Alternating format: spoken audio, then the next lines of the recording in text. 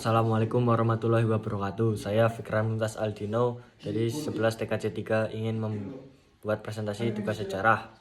Dampak reformasi Indonesia. Reformasi 1998 merupakan titik balik fundamental dalam sejarah Indonesia, mengubah pola hubungan negara-negara menjadi lebih demokratis, transparan, dan prastitif.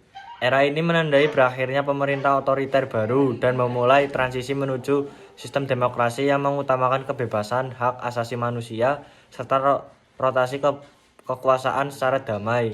Berikut adalah evaluasi mengenai dampak reformasi dan arah perkembangan demokrasi di Indonesia. 1. Dampak positif reformasi, perubahan tatanan. Demokrasi politik, sistem multipartai diberlakukan kembali, memungkinkan partisipasi politik yang lebih luas dan kompetitif. Pemilu demokratis,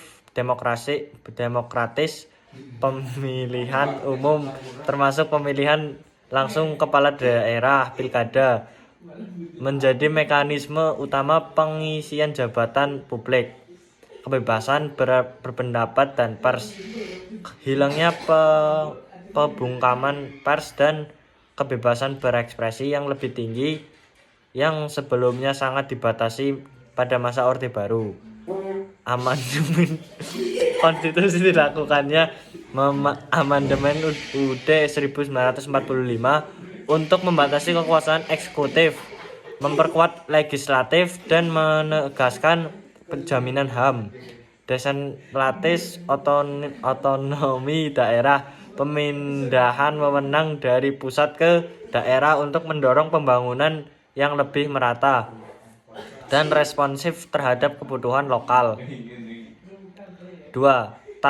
Tantangan dan dampak negatif problematika. Munculnya demokrasi elitis. Pengamatan menilai demokrasi era reformasi cenderung dikuasai oleh politik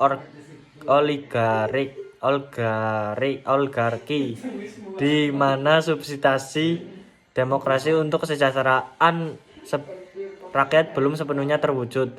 Konflik sosial dan etnik, runtuhnya otoritas pusat yang kaku awalnya memicu